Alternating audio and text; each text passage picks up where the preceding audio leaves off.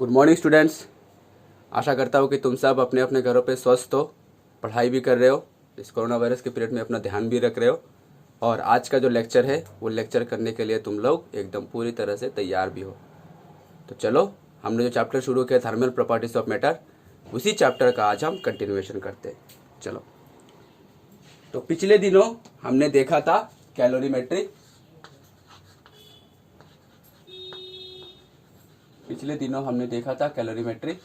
ठीक है, तो कैलोरीमेट्री का बेसिक डेफिनेशन क्या था? कैलोरीमेट्री का बेसिक डेफिनेशन हमारा ये था, कैलोरीमेट्री का बेसिक डेफिनेशन ये था कि measurement of heat, measurement of heat इसको बोलते हैं हम कैलोरीमेट्री। ठीक है, अच्छा, तो ये मेजरमेंट ऑफ हीट का मेजर करने के लिए हम एक इंस्ट्रूमेंट यूज करते हैं जिसका नाम है कैलोरीमीटर। ठीक है, और कब हम कैलोरीमीटर का यूज करेंगे? जब होगा ट्रांसफर ऑफ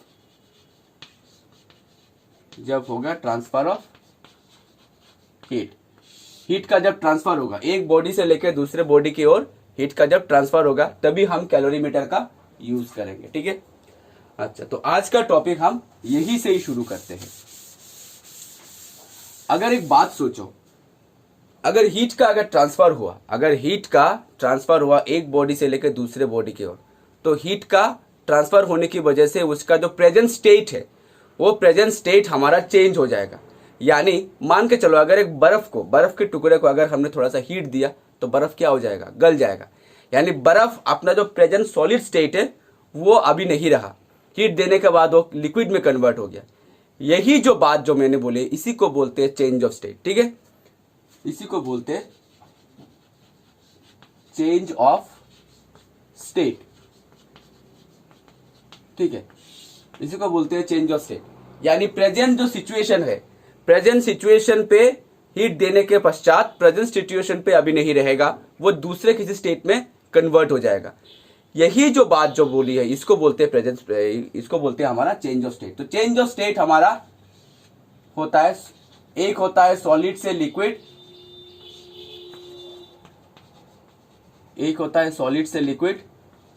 दूसरा होता है हमारा लिक्विड से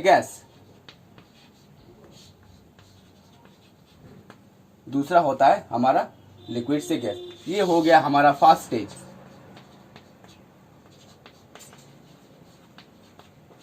ठीक है, और दूसरा सेकंड स्टेज के लिए एक होता है गैस से डायरेक्ट सॉलिड और दूसरा होता है लिक्विड से सॉलिड।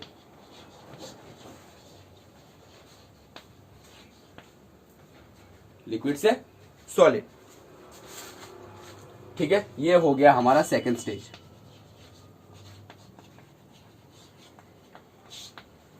तो पहला क्या स्टेज है? पहला सॉलिड से लिक्विड, उसके बाद लिक्विड से गैस, यानी सॉलिड स्टेट से लिक्विड स्टेट में कन्वर्ट हो गया, लिक्विड स्टेट से गैस स्टेट में कन्वर्ट हो गया। ये हो गया हमारा पहला स्टेज। और दूसरा स्टेज ये है कि गैस से डायरेक्ट सॉलिड में कन्वर्ट हो गया, और दूसरा स्टेज, सेकंड स्टेज का दूसरा स्टेज ये है कि लिक्विड से डायरेक्ट सॉलिड में कन्वर्ट हो गया। ठीक है, तो वन बाय वन हम देखेंगे चेंज ऑफ स्टेट, हम देखेंगे। पहले जो मैंने बोला है सॉलिड से लिक्विड, बर्फ को हमने हीट दिया, मान के चलो एक बर्फ को हमने थोड़ा सा हीट दिया तो ये पानी पे कन्वर्ट हो गया। ठीक है, ice is converted into water after applying the heat. तो ये जो प्रोसेस है, इसी प्रोसेस को बोलते हैं मेल्टिंग। गल गया, आइस गल गया, मेल्टिंग, इसी प्रोसेस को बोलते हैं मेल्टिंग। और इसका दूसरा एक नाम भी है जिसका नाम है फ्यूजन। ठीक है, यानी सॉलिड लिक्विड पे कन्वर्ट हो गया। जो प्रोसेस जो हमने अप्लाई किया, जो प्रोसेस, जो स्टेट का जो नाम है, उसी स्टेट का नाम है, उसी जो प्रोसेस को बोलते हैं, उस प्रोसेस को बोलते हैं फ्यूजन प्रोसेस। ठीक है, यानी आइस वाटर पे कन्वर्ट हो गया, यानी सॉलिड लिक्विड पे कन्वर्ट हो गया। यही जो प्रोसेस है उसको बोलते हैं गलाना प्रोसेस, मेल्टिंग प्रोसेस और फ्यूजन प्रोसेस। ठीक है, दूसरा liquid is converted into water. Sorry, liquid is converted into gas. Water नहीं, liquid is converted into gas. ठीक है, लिक्विड जो गैस पे कन्वर्टेड होगा वही जो प्रोसेस, उसको प्रोसेस को बोलते हैं वेपोराइजेशन. जो प्रोसेस है उसको बोलते हैं वेपोराइजेशन और फाइनल स्टेज को बोलते हैं बॉइलिंग. तो बॉइलिंग होने के बाद ही वेपर होगा, यानी लिक्विड जो गैस पे कन्वर्टेड होगा उसी चेंज ऑफ स्टेट की वजह से जो प्रोसेस अप्लाई होगा उस प्रोसेस का नाम है हमारा वेपोराइजेशन प्रोसेस. ठीक है, यानी वेपोराइजेशन होने के बाद ही एक वाटर बॉयल होगा और वाटर बॉयल होने के बाद उसमें से क्या निकलेगा, हमारा धुआं निकलेगा. ठीक है, यानी सॉलिड लिक्विड पे कन्वर्ट हो गया, इस प्रोसेस को बोलते हैं मेल्टिंग और फ्यूजन. लिक्विड गैस पे कन्वर्ट हो गया, इस प्रोसेस को बोलते हैं वेपोराइजेशन एंड बॉइलिंग. ठीक है, नेक्स्ट हम अभी उल्टा देखते हैं. Gas is converted into direct solid.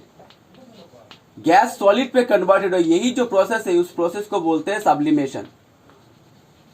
उस प्रोसेस को बोलते हैं सब्लिमेशन प्रोसेस. ठीक है, और liquid is converted into solid. Liquid फिर से सॉलिड हो गया, यानी पानी फिर से बर्फ हो गया, उस प्रोसेस को बोलते हैं फ्रीजिंग. फ्रीज कर दिया हमने, उस प्रोसेस को बोलते हैं फ्रीजिंग और सॉलिडिफिकेशन. फ्रीजिंग और सॉलिडिफिकेशन. ठीक है, गैस सॉलिड पे कन्वर्ट हो गया, इस प्रोसेस को बोलते हैं हम सब्लिमेशन. लिक्विड सॉलिड पे कन्वर्ट हो गया, इस प्रोसेस को बोलते हैं हम फ्रीजिंग और सॉलिडिफिकेशन. ठीक है, अच्छा, तो पहला जो स्टेट था हमारा, उस स्टेट पे हम अभी कॉन्सेंट्रेट करेंगे, बाद में धीरे धीरे चलेंगे. पहला स्टेट क्या था कि सॉलिड लिक्विड पे कन्वर्ट हो गया, उस प्रोसेस को बोलते हैं हम मेल्टिंग और फ्यूजन प्रोसेस. मेल्टिंग और फ्यूजन प्रोसेस. ठीक है, तो एक सर्टेन टेम्परेचर रहेगा, अगर यही टेम्परेचर अगर टच कर लिया तो सॉलिड लिक्विड पे कन्वर्ट हो गया.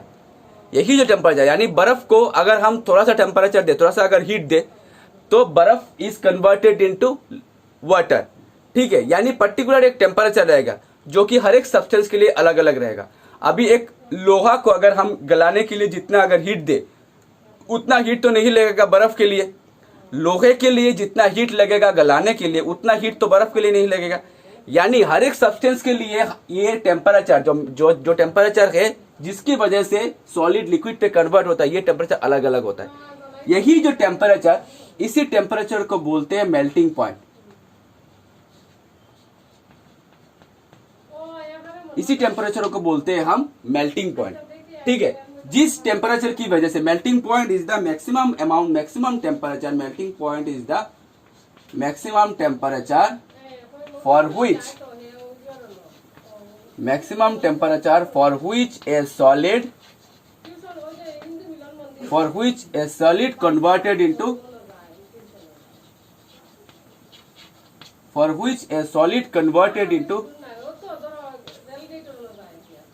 which a solid converted into liquid. ठीक है, maximum temperature for which a solid converted into liquid is called melting point. Is called melting point. ये कोई किताबी डेफिनेशन नहीं है, जस्ट तुम लोगों को समझाने के लिए. यानी मैक्सिमम टेम्परेचर है, मैं आंदोलन करके दे रहा हूं, मैक्सिमम टेम्परेचर है जिसके वजह से एक सॉलिड किस पे कन्वर्टेड होता है, लिक्विड पे कन्वर्ट होता है. यही जो पर्टिकुलर टेम्परेचर, इसी टेम्परेचर को बोलते हैं हम मेल्टिंग पॉइंट. यानी जो टेम्परेचर के लिए, बर्फ के लिए टेम्परेचर अलग है, लोहे के लिए टेम्परेचर अलग है, एक सपोज एल्यूमिनियम के लिए टेम्परेचर अलग है, तो हर एक सब्सटेंस के लिए टेम्परेचर अलग अलग होगा. अगर इसको हम गलाना चाहे, अगर इसको हम मेल्ट करना चाहे, अगर इसको हम पिघलना चाहे, ठीक है, तो पिघलाने के लिए जो टेम्परेचर है, उसी टेम्परेचर को हम बोलते हैं मेल्टिंग पॉइंट. ठीक है, जिसके वजह से सॉलिड लिक्विड पे कन्वर्टेड होता है. ठीक है, अच्छा, next liquid is converted into gas, liquid अगर गैस पे कन्वर्टेड हो तो उस प्रोसेस को बोलते हैं हम वेपोराइजेशन। अगर एक लिक्विड गैस पे कन्वर्टेड हो तो उस प्रोसेस को बोलते हैं हम वेपोराइजेशन।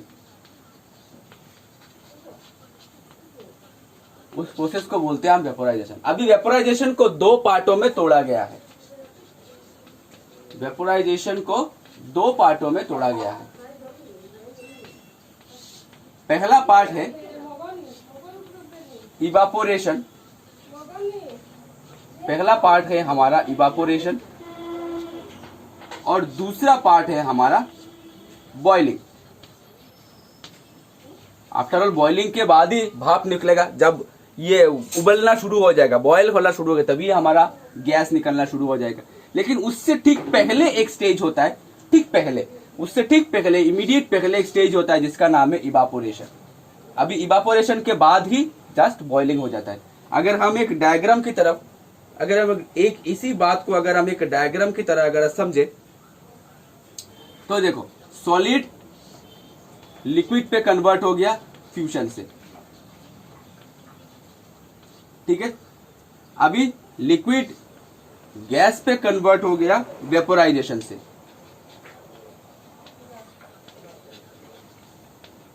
लिक्विड गैस पे कन्वर्ट हो गया वेपोराइजेशन से, ठीक है। अभी वेपोराइजेशन को दो पार्टों में तोड़ा गया है। जब गैस हो जाएगा तब हो जाएगा हमारा बॉइलिंग, जब एकदम पूरा भाप निकलना शुरू हो जाएगा, गैस निकलना शुरू हो जाएगा, तब हो जाएगा हमारा बॉइलिंग। और उससे ठीक पहले, ठीक इमीडिएट पहले एक स्टेज होता है जिसका नाम है हमारा इवापोरेशन, ठीक है। इसका नाम है हमारा इवापोरेशन। तो फाइनल हमारा जो बॉइलिंग हो जाएगा, बॉइलिंग से ठीक पहले एक स्टेज होता है जिसका नाम है इवापोरेशन, और ये दोनों ही स्टेज हमारा वेपोराइजेशन के अंडर आता है, ठीक है। अभी इवापोरेशन कुछ चीजों के ऊपर डिपेंडेंट करता है। इवापोरेशन क्या चीज है? इवापोरेशन वही चीज है, it is the immediate state of boiling. Evaporation, ये कोई किताबी डेफिनेशन नहीं, मैं समझा के दे रहा हूं। Evaporation is the immediate state of boiling. Evaporation is the immediate state of, immediate na previous state of, not immediate, previous state of, immediate word appropriate नहीं होगा, previous state of, previous state of boiling, ठीक है। previous state of boiling, boiling का ठीक पहले का जो stage है उसको बोलते हैं हम इवापोरेशन। अब इवापोरेशन कुछ चीजों के ऊपर डिपेंड करता है, कुछ फैक्टर्स के ऊपर डिपेंड करता है। एक फैक्टर है नेचर ऑफ द लिक्विड, एक फैक्टर है नेचर ऑफ द लिक्विड। हर एक लिक्विड के लिए इवापोरेशन सेम नहीं होगा। ईथर के लिए अलग होगा, अल्कोहल के लिए अलग होगा, एल्डिहाइड के लिए अलग होगा, पानी के लिए अलग होगा, ठीक है। दूसरा डिपेंड करता है टेम्परेचर ऑफ द लिक्विड, कितना टेम्परेचर है। जितना टेम्परेचर हमारा ज्यादा होगा उतना ही ज्यादा इवापोरेट हो जाएगा, ठीक है। तीसरा है सरफेस एरिया,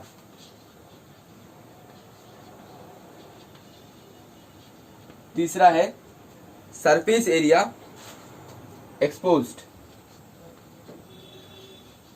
जितना ज्यादा बड़ा एरिया होगा उतनी ही जल्दी हमारा इवापोरेट हो जाएगा, ठीक है, उतने ज्यादा इवापोरेट। इसीलिए तुम लोग देखना, कभी कभी हम जब चाय पीते तो ऐसे कप से लेके ऐसे प्लेट में डाल के हम पीते ताकि जल्दी ठंडा हो जाए। क्यों ठंडा हो जाता है? क्योंकि प्लेट का जो एरिया है, कप का तो एरिया छोटा है, लेकिन प्लेट का जो एरिया है, प्लेट का एरिया ज्यादा बड़ा है।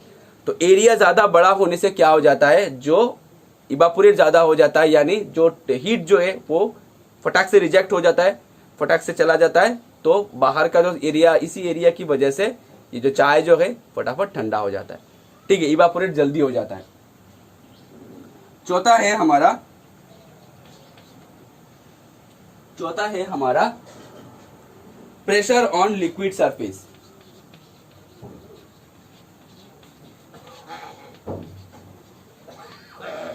प्रेशर ऑन लिक्विड, पांचवा है हमारा ह्यूमिडिटी ऑफ एयर, हवा में कितना ह्यूमिडिटी है, हवा में कितनी नमी है। जितना ज्यादा नमी होगा उतना ही ज्यादा इवापोरेट हो जाएगा। यानी गर्मी के दिनों में, इसीलिए देखना कि गर्मी के दिनों में हम लोगों को पसीना ज्यादा आता है। गर्मी के दिनों में हम लोगों को पसीना, क्योंकि गर्मी के दिनों में ह्यूमिडिटी ज्यादा रहता है, नमी ज्यादा रहता है। इसी की वजह से हम लोगों के जो स्किन है, उस स्किन का हर एक पोर जो है, पोर में से इवापोरेट होता रहता है। तो इवापोरेट होने की वजह से जो पानी जो है वो छोटे पोर से निकल आता है। इसी को बोलते हैं हम पसीना। ठीक है, तो इवापोरेशन इन सब चीजों पे कुछ कुछ डिपेंड करता है। तो इवापोरेट का तो नेक्स्ट स्टेज, इवापोरेशन हो गया, तो इवापोरेशन का नेक्स्ट स्टेज क्या हो जाएगा हमारा, बॉइलिंग। इवापोरेशन का नेक्स्ट स्टेज हो जाएगा हमारा बॉइलिंग। और बॉइलिंग हो गया तो लिक्विड में क्या निकलने रहेगा हमारा, गैस निकलने लगेगा। अगर बॉइलिंग हो गया तो लिक्विड में से हमारा क्या निकलने लगेगा, गैस निकलने लगेगा। तो एक बॉयल होने के लिए मान के चलो, एक पानी अगर बॉयल होने के लिए कितना टेम्परेचर चाहिए, 100 डिग्री सेल्सियस। यही जो पर्टिकुलर टेम्परेचर है उसको बोलते हैं बॉइलिंग पॉइंट। सॉलिड से लिक्विड पे कन्वर्टेड होने के लिए मेल्टिंग पर्टिकुलर टेम्परेचर को बोलते हैं मेल्टिंग पॉइंट। और लिक्विड से गैस की तरफ कन्वर्ट होने के लिए जो पर्टिकुलर टेम्परेचर चाहिए उसको बोलते हैं हम बॉइलिंग पॉइंट। यानी boiling point is the maximum temperature, boiling point is the maximum temperature for which a liquid converted into gaseous state, liquid converted into gaseous state, ठीक है, is called boiling point, is called boiling point. For example, boiling point of water will be 100 degree Celsius. यानी 100 degree centigrade अगर temperature हमने achieve कर लिया तो पानी boil होना शुरू हो जाएगा, पानी में से गैस निकलना शुरू हो जाएगा। ठीक है,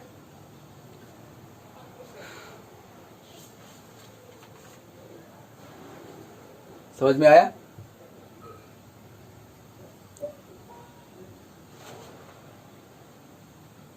अच्छा, नेक्स्ट हम करेंगे फेज डायग्राम और pressure temperature diagram.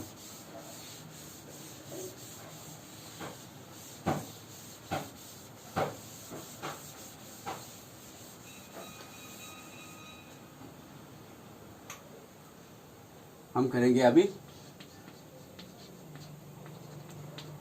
Phase diagram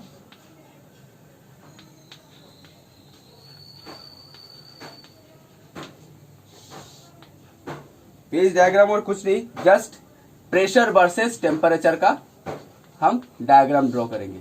ठीक है, हर एक जो प्रोसेस है, हर एक प्रोसेस का हम कार्व देखेंगे। जो हम फ्यूजन जो कार्व है, फ्यूजन कार्व हम देखेंगे। फ्यूजन क्या था, सॉलिड से लिक्विड में कन्वर्टेड होना। उसके बाद हम वेपोराइजेशन कार्व देखेंगे। वेपोराइजेशन मीन्स लिक्विड से गैस के तरफ कन्वर्टेड हो जाएगा, ये हम कार्व देखेंगे। और तीसरा एक कार्व देखेंगे जो कि सब्लिमेशन कार्व, जो कि सब्लिमेशन क्या है, गैस से डायरेक्ट सॉलिड पे कन्वर्टेड हो जाए।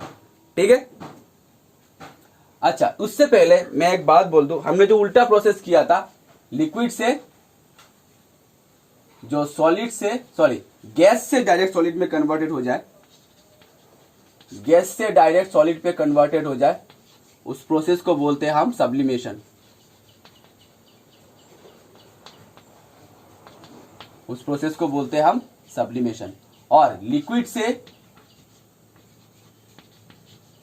सॉलिड के तरफ जो प्रोसेस, जो लिक्विड से सॉलिड की तरफ, उसको बोलते हैं हम फ्रीजिंग। ये हमने ठंडा कर दिया, फ्रीज कर दिया, पानी को ठंडा कर दिया तो पानी क्या हो गया, आइस हो गया। तो फ्रीजिंग और सॉलिडिफिकेशन।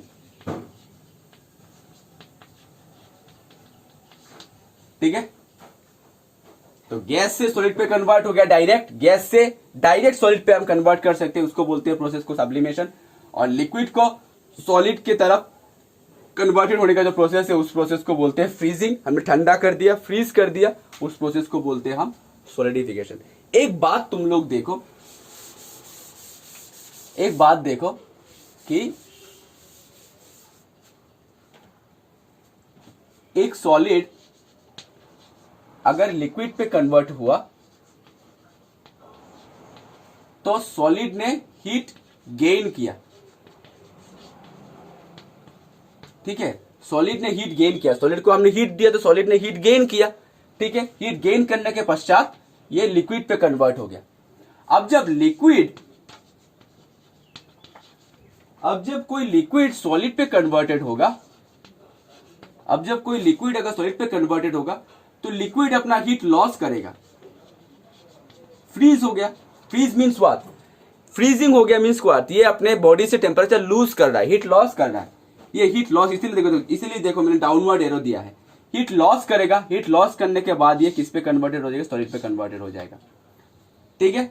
यानी कैलोरीमेट्री का यही प्रोसेस है। अगर चेंज ऑफ स्टेट होता है, तो चेंज ऑफ स्टेट में एक बॉडी हीट गेन करेगा, दूसरा बॉडी हीट लॉस करेगा, ठीक है। तो कैलोरीमेट्री का यही प्रोसेस है। अगर एक बॉडी अगर चेंज ऑफ स्टेट, अगर ट्रांसफर ऑफ हीट, कैलोरीमेट्री में ट्रांसफर ऑफ हीट, कैलोरीमेट्री हम तभी यूज करेंगे जब हम मेजरमेंट ऑफ हीट, कैलोरीमेट्री हम तभी यूज करेंगे जब ट्रांसफर ऑफ हीट होता है। अगर ट्रांसफर ऑफ हीट हुआ तो चेंज ऑफ स्टेट होता है। चेंज ऑफ स्टेट अगर हुआ तो चेंज ऑफ स्टेट अगर होने की वजह से कैलोरीमेट्री का प्रिंसिपल वही बोलता है, अगर एक बॉडी हीट गेन करे, तो दूसरा बॉडी क्या करता है, हीट लॉस करता है, ठीक है। इसीलिए देखो जो विंटर के मौसम होता है, विंटर के मौसम पे हमको ठंडी बहुत लगता है। मतलब हम लोगों में से जब बॉडी का टेम्परेचर है, जो हम टेम्परेचर लूज कर रहे हैं, बाहर का जो एनवायरमेंट है वो टेम्परेचर गेन कर रहा है, ठीक है। प्रोसेस समझो कि विंटर के सीजन पे हम लोग को ठंडी लगता है, कभी होता है, मतलब हम अपने बॉडी से हीट क्या कर रहे हैं, हमको फ्रीज लग रहा है, ठंडा लग रहा है, मतलब हम लोग अपने बॉडी में से हीट लॉस कर रहे हैं। इसीलिए हमको गर्मी बनाए रखने के लिए इसीलिए हम कपड़े लगाते हैं, ताकि हमारा बॉडी का टेम्परेचर गर्म रहे, हीट मेंटेन रहे, ठीक है।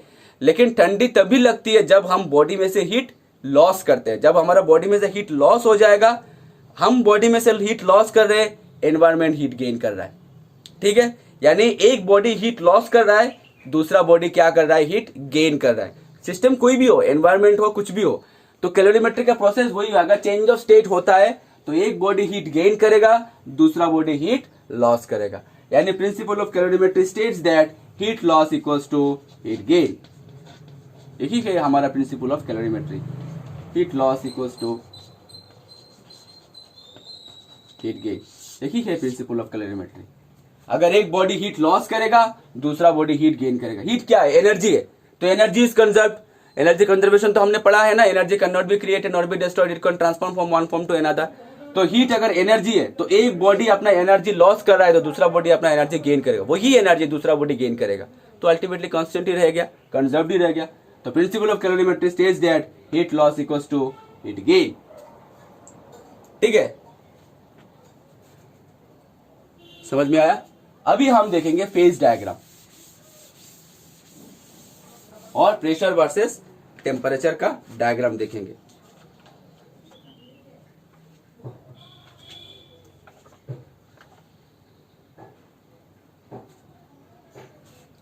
ठीक है, ये एक ऐसा डायग्राम है, मैं ड्रॉ करता हूं।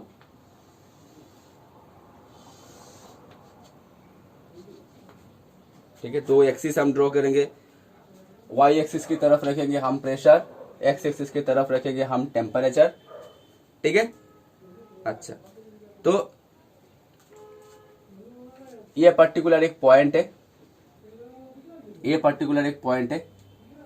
अगर इस पॉइंट से हम कार्व ड्रॉ करते हैं, इस पॉइंट से हम कार्व ड्रॉ करते हैं, ऐसा अगर एक कार्व हुआ, ये एक पॉइंट है, उसके बाद ये एक कार्व होता है, उसके बाद ये एक कार्व होता है और ये एक कार्व होता है।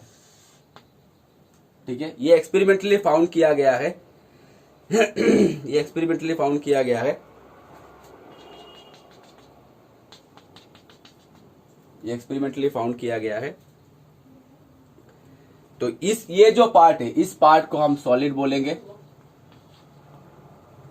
ठीक है। ये जो कार्ब है, ये जो पर्टिकुलर ये जो कार्ब है, सॉलिड कन्वर्टेड इनटू लिक्विड, ये सॉलिड लिक्विड पे अभी कन्वर्ट हो गया, तो ये कार्ब हो गया हमारा फ्यूजन, ये कार्ब हो गया हमारा फ्यूजन कार्ब। ठीक है, सॉलिड अभी लिक्विड पे कन्वर्ट हो गया, ये सॉलिड अभी लिक्विड पे कन्वर्ट हो गया। लिक्विड अगर फर्दर टेम्परेचर इंक्रीज किया तो लिक्विड किस पे कन्वर्ट हो जाएगा, वेपोराइजेशन पे, लिक्विड गैस पे कन्वर्ट हो जाएगा। और ये जो कार्ब है हमारा, ये कार्ब है हमारा वेपोराइजेशन कार्ब। ठीक है, पहले ये सॉलिड लिक्विड पे कन्वर्ट हो गया, सॉलिड को हमने टेम्परेचर इंक्रीज किया तो सॉलिड लिक्विड पे कन्वर्ट हो गया, यानी ये जो कार्ब हो गया मेल्टिंग और फ्यूजन, यानी ये कार्ब हो गया हमारा फ्यूजन कार्ब। ठीक है, अभी लिक्विड को हमने फर्दर टेम्परेचर इंक्रीज किया तो इसमें गैस हो गया, तो ये जस्ट मीन्स ये वेपोराइजेशन कार्ब हो गया, वेपर उसमें गैसिया स्टेट कन्वर्ट हो गया, वेपोराइजेशन कार्ब हो गया।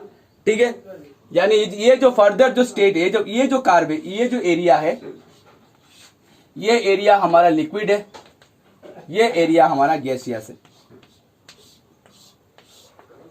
ये एरिया हमारा गैस है, ये एरिया हमारा लिक्विड है, और ये पूरा एरिया हमारा सॉलिड है। ठीक है, मैं दूसरे तरह का शेडिंग कर देता हूं, ये पूरा एरिया हमारा सॉलिड है, ये एरिया हमारा लिक्विड है, और ये एरिया हमारा गैस है। ठीक है, तो पहले ये सॉलिड को एक पर्टिकुलर टेम्परेचर पे जाके सॉलिड एक पर्टिकुलर टेम्परेचर, एक ही टेम्परेचर से गलना शुरू हुआ, यानी ये हमारा मेल्टिंग पॉइंट भी है, ये हमारा बॉइलिंग पॉइंट भी है, और ये हमारा सब्लिमेशन का, यानी देखो डायरेक्ट गैस, देखो डायरेक्टली अब सॉलिड पे कन्वर्ट हो रहा है, यानी ये जो पर्टिकुलर पॉइंट है, मेल्टिंग पॉइंट है, उसके बाद बॉइलिंग पॉइंट है, यही पर्टिकुलर पॉइंट को देखो तीनों कार्ब आके मिल रहा है, ये फ्यूजन कार्ब, ये वेपोराइजेशन कार्ब, ये सॉलिडिफिकेशन कार्ब, तीनों कार्ब, एक कार्ब, दो कार्ब, तीन कार्ब। ये देखो गैस डायरेक्टली किस पे कन्वर्ट हो रहा है, गैस डायरेक्टली कन्वर्ट सॉलिड हो रहा है, यानी ये हो गया हमारा सब्लिमेशन कार्ब, ये हो गया हमारा सब्लिमेशन कार्ब। ठीक है, ये पर्टिकुलर एक पॉइंट है, इस पॉइंट पे आके तीनों कार्ब आके मिल रहा है, इसी पॉइंट पे आके तीनों कार्ब मिल रहा है, ये एक फ्यूजन कार्ब मिल रहा है, ये वेपोराइजेशन कार्ब मिल रहा है, और सब्लिमेशन कार्ब मिल रहा है, तीनों कार्ब इसी पॉइंट पे आके मिल रहे हैं, यही पॉइंट को बोलते हैं हम ट्रिपल पॉइंट। ये जो पॉइंट हमने देखा है, इसी पॉइंट को बोलते हैं हम ट्रिपल पॉइंट, यानी it is a particular point where sublimation carb, fusion carb and vaporization carb intersect with each other. This point is called triple point. ठीक है, तो ये एक प्रेशर वर्सेस टेम्परेचर डायग्राम में, जितना भी प्रेशर इंक्रीज होगा उतना ही टेम्परेचर हमारा इंक्रीज होगा, जितना ही प्रेशर इंक्रीज होगा उतना टेम्परेचर हम इंक्रीज होगा। ठीक है, ये गैल-ल्यूजेक्स लॉ हम पढ़ेंगे, काइनेटिक थ्योरी ऑफ गैसेस में हम पढ़ेंगे गैल-ल्यूजेक्स लॉ, यानी प्रेशर टेम्परेचर के साथ डायरेक्टली प्रोपोर्शनल। अगर टेम्परेचर बढ़ेगा तो प्रेशर भी बढ़ेगा, टेम्परेचर बढ़ेगा तो प्रेशर भी बढ़ेगा। फिर से समझा के देता हूं, सॉलिड लिक्विड पे कन्वर्ट हो गया, ये हमारा पूरा का पूरा सॉलिड है, ये हमारा पूरा का पूरा सॉलिड कार्ब है। ठीक है, तो solid particular temperature solid liquid पे कन्वर्ट हो गया, यानी ये कार्ब हो गया हमारा फ्यूजन कार्ब। लिक्विड को हमने टेम्परेचर इंक्रीज किया, यानी ये कार्ब हो गया हमारा वेपोराइजेशन कार्ब, सो एरिया इतना हो गया हमारा गैस। ठीक है, अभी देखो इसी पॉइंट पे आके फिर से हमारा सॉलिड क्या हो रहा है, फिर से गैस क्या हो रहा है, फिर से सॉलिड पे आके कन्वर्ट हो रहा है, तो यही कार्ब जो है ये हमारा सब्लिमेशन कार्ब हो गया। और एक पर्टिकुलर पॉइंट, जिस पॉइंट पे आके sublimation carb, fusion carb, vaporisation carb, तीनों कार्ब आके मिल रहा है, इसी पॉइंट को बोलते हैं हम ट्रिपल पॉइंट। ठीक है,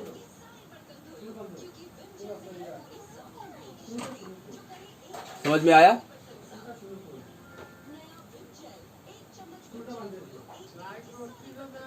तो स्टूडेंट, आशा करता हूँ आज का जो लेक्चर है तुम लोगों को समझ में आया होगा। बहुत ही इंटरेस्टिंग है, चेंज ऑफ टॉपिक है, ये चेंज ऑफ स्टेज टॉपिक जो है बहुत ही इंटरेस्टिंग टॉपिक है। आशा करते हैं तुम लोगों को समझ में आया होगा और अच्छी तरह से तुम लोग ये समझ भी गए होंगे।